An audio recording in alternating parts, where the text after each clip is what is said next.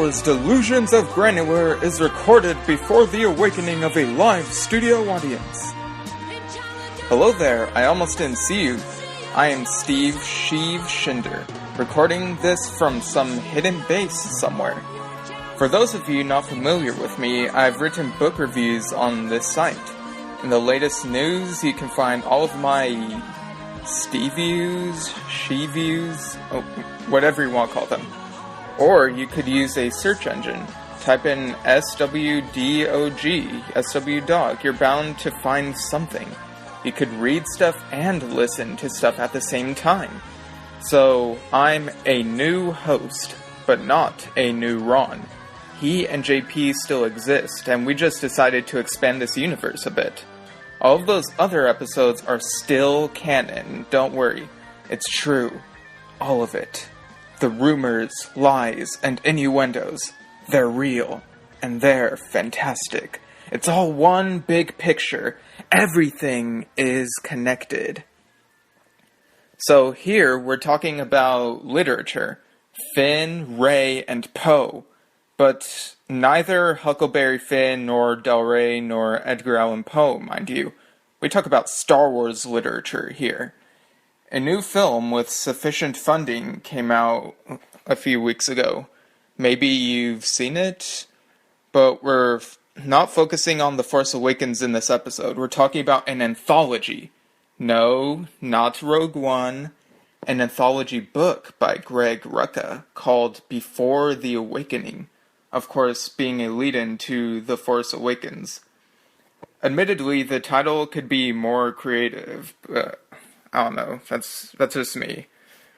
Before the Awakening kinda came after The Force Awakens, even though Before the Awakening takes place before The Force Awakens.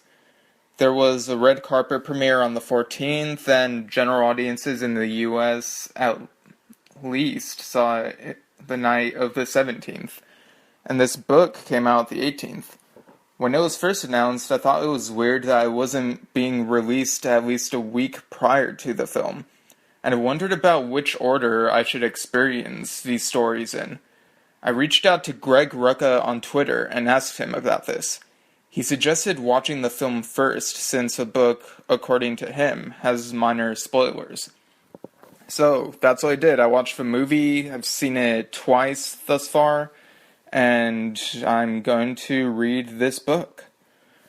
Rucka is also the author of Smuggler's Run, a Han Solo and Chewbacca adventure. This, just like The Weapon of a Jedi and Moving Target, was a junior novel released on Force Friday.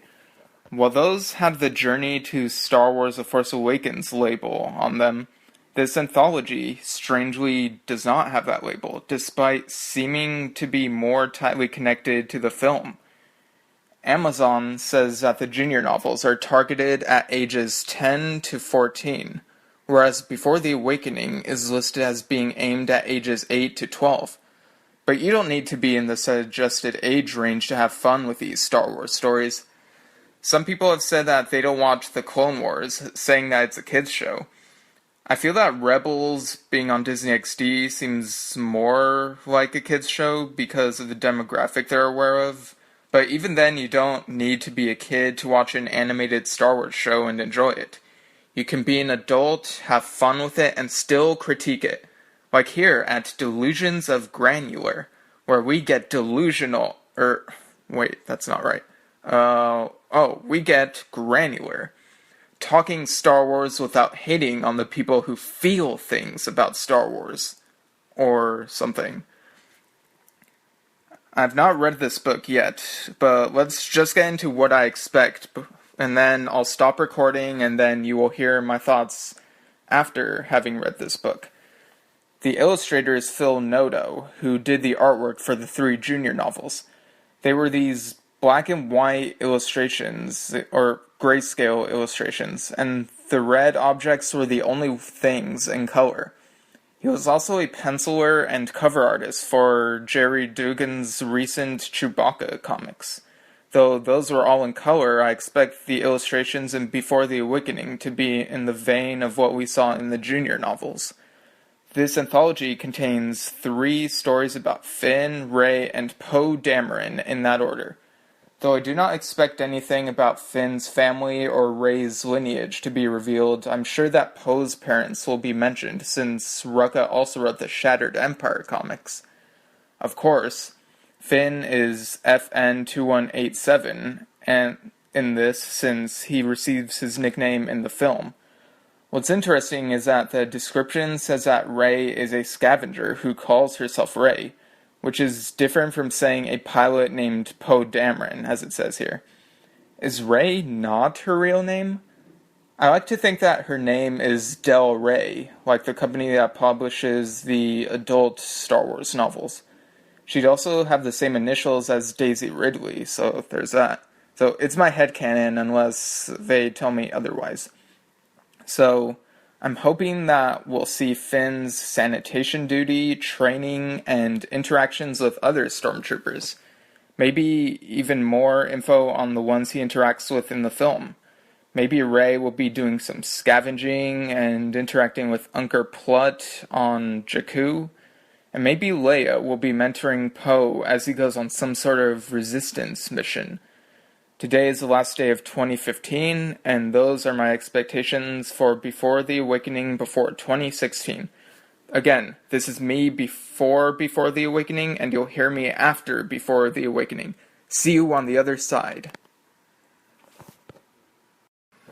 I'm back in my Kylo Ren shirt. Haven't recorded since last year.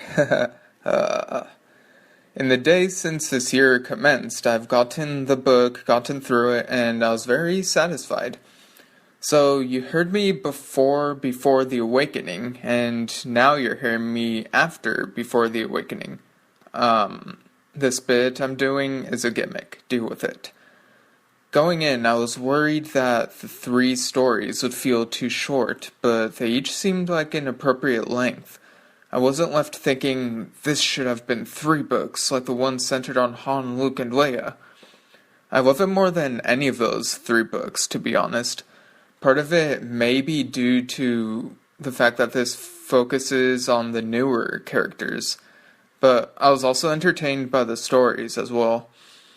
While it was easy for me to rank those 3 junior novels, it's actually pretty difficult ranking these 3 awesome stories in this anthology.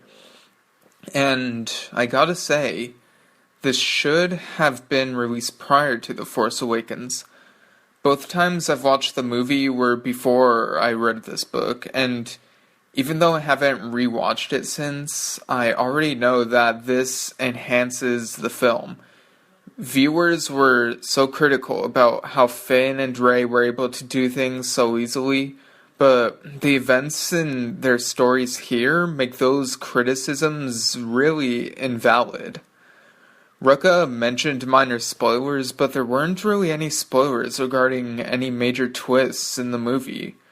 You could read this and then watch the film for the first time right away, and it'd be an unspoiled, seamless experience. So, as I proceed, I will be discussing spoilers for this book as well as for the film. I mean, come on, I find it hard to believe that you haven't seen it yet. But, I suppose Sith happens, so it's possible. So pause, then read and watch, and come back if you don't want spoilers. First up is the Finn story, which takes up about a quarter of the book. It seems to take place within days leading up to the movie. He is FN-2187, no nickname, and yet the members of the stormtrooper squad that he leads all have nicknames, a couple of which remind me of 5s from the Clone Wars, also known as 6s in Lords of the Sith, if you remember. So there's FN-2199, whose nickname is Nines. He has blue eyes and red hair, which is good for the Phil Noto art, I guess. There's FN-2000, or, I don't know, maybe they'd say FN-2000. In either case, his nickname is Zeros, and he has dark brown skin and a scar along his cheek. I thought it was funny how in the book it said he thought it made him special, and either nobody had ever told him that being a zero wasn't exactly something to be proud of, or he didn't care. And there's also FN-2003, whose nickname is Slip. He has a pale complexion and hazel eyes. So as Captain Phasma watches these guys in the simulator, she notices Finn helping Slip when he's like messing up or having a slip up, I suppose. We even get a conversation between her and General Hux in which they discuss how Finn is the ideal soldier and that his men need to be tested. We see some of their melee training with force pikes, vibroaxes, and shields. So, this is how Finn is able to fight with a lightsaber in The Force Awakens. Keep that in mind when you watch the movie. He uses it as he would these other weapons, so it all makes sense. And he could have also gotten proficient at shooting from the Falcon via simulators that he could have used. When Phasma confronts Finn about helping Slip, he says that they need to help their weakest link. But Phasma seems to think that the weakest link can drag the whole squad down if they're too compassionate. Thus, she sends them to a mining colony on an artificial asteroid called Pressey's Tumble in the Priscilla system to shoot down people mercilessly. There, Finn sees these emaciated aliens like a Gran and a Talls down in the mines. He sees the evil of the First Order when he sees this, and I have to admit, I wish that we had also seen alien slaves like these at Starkiller Base. I mean, imagine the moral dilemma that there would have been regarding the destruction of a planet/base that still had native and slave prisoners. But I digress. Anyway, when Finn and his men are ordered to shoot an Abednego negotiator, Finn hesitates, but Slip shoots for him, thus passing Phasma's test. She wants to give Finn another chance to prove that he can be merciless, so she sends his squad to Jakku. And as I found out online, there's an entry in the visual dictionary showing that Slip is a stormtrooper who dies in Finn's hands and wipes the blood on his helmet. This very fact alone adds more depth to Finn's inner dilemma. He can help Slip no more in the movie. And I really wonder what happens to zeros and nines after all this. Are either of them the fan favorite dubbed TR-8R? You know, the stormtrooper who yells, "Traitor!" and fights Finn in the movie? That was a really cool scene. If so, then I guess Finn had no problem trying to kill him. But then again, if it was in self-defense, what else could he do? We don't really know that he was going to kill him, do we? Or I don't know. He does manage to kill other stormtroopers with a lightsaber. I don't know, try not to think about it, I guess, if it's too confusing. Next is a story about Rey, which spans a few months in the time prior to The Force Awakens. This one takes up about a third of the book. There's this little line that says, "Rey parked between the station and Uncker's place," which makes me wonder whether this is a reference to Ray Park, Darth Maul himself. You know, Ray Park. I don't know. On Jakku, Rey is very desperate to scavenge some parts to sell to Unker Plutt so that she can get portions to feed herself. One day, she discovers an old crushed freighter. Two other scavengers, another woman named Devi and a man named Stunk, come across her and the freighter. I really feel sorry for this guy whose name is Stunk. It's like, does parents name him that? Or does he think so lowly of himself that he named himself that, like, as a nickname? Like, what's the deal with this name? I don't know. Poor old Stunk. These two take shelter in a crashed X-Wing, and they decide to help Rey with the freighter. After some renovating, Rey is able to fly for the first time in the freighter.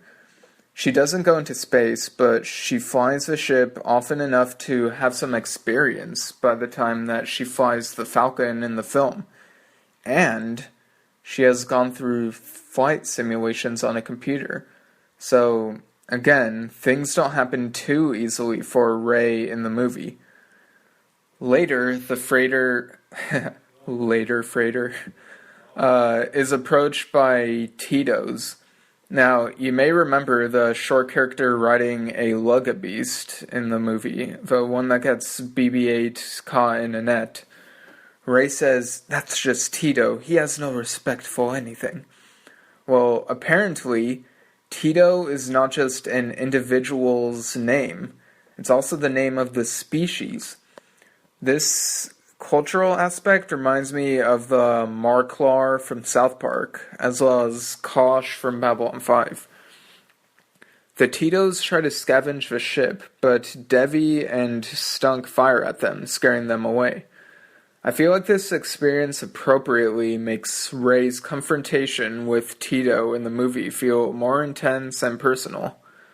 Of course, having seen the film, I knew that the story had to end in a failure for Rey. And wouldn't you know it, as soon as she parks the ship and walks up to Angkor Put to sell it, her fortune is snatched from her abruptly as Devi and Stunk, having expressed their desire to leave the planet earlier in the story, take off without her.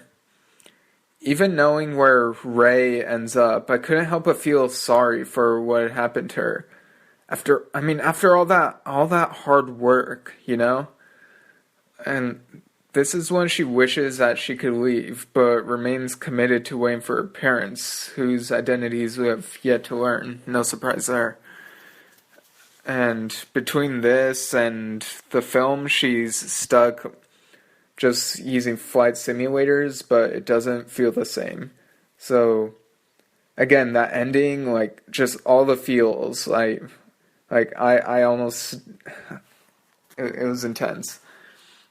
The final story, the longest of the three, follows Commander Poe Dameron. Though I haven't read any of the X-Wing novels, I've heard of favorable comparisons.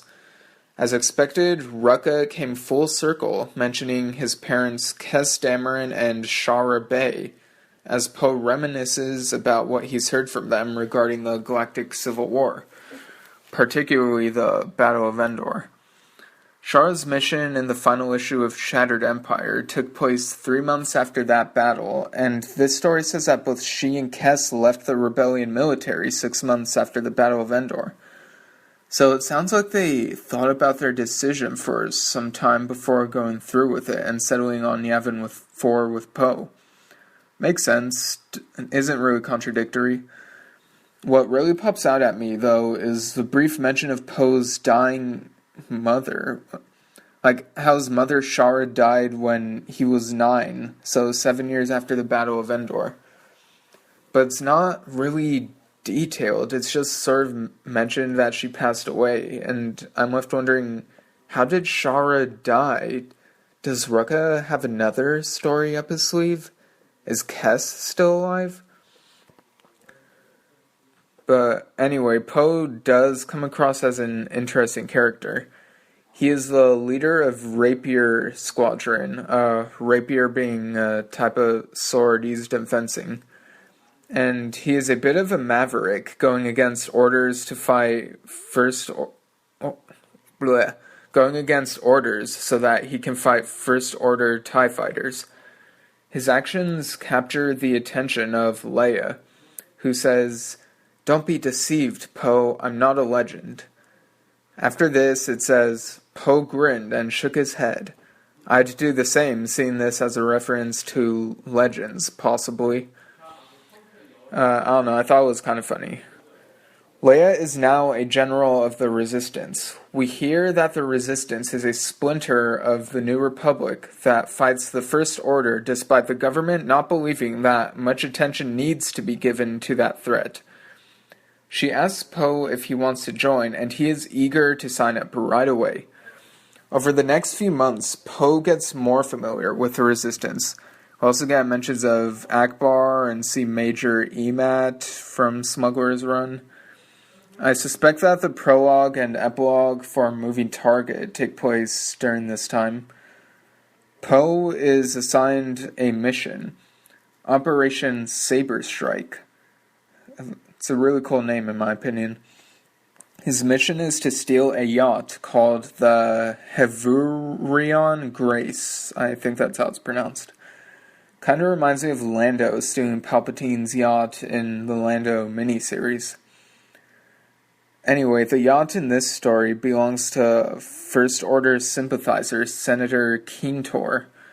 I love how Poe and Captains Kare Kun and Iolo Arana, I think that's how their names are pronounced, but correct me if I'm wrong, how they all have to fly Z-95 headhunters, these sort of X-Wing precursor ships from the Clone Wars TV show.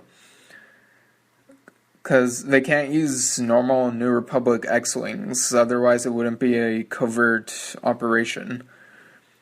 When they confront the Senator, they claim to be the Irving Boys. Now, why does that sound familiar? You might ask. Well, they're the gang mentioned in Rucka's Smuggler's Run that steal the Falcon before The Force Awakens.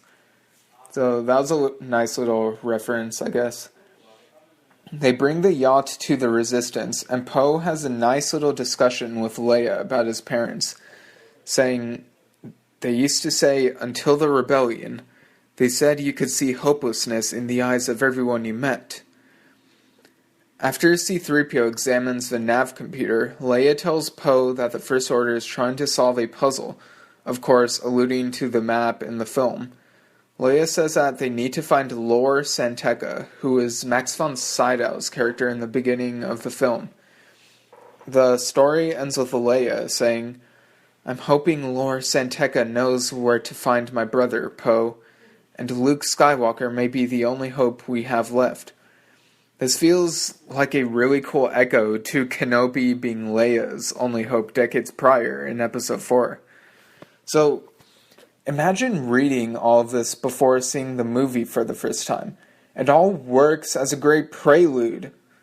Like, why didn't they release this book earlier? Well, what can you do? Again, great book. You should definitely read it. This review has been fun. I think I'm getting used to the audio format, so I guess we'll see more of that. I plan on reviewing some more stuff this way. There are some comics I still haven't gone over here, so that should be fun.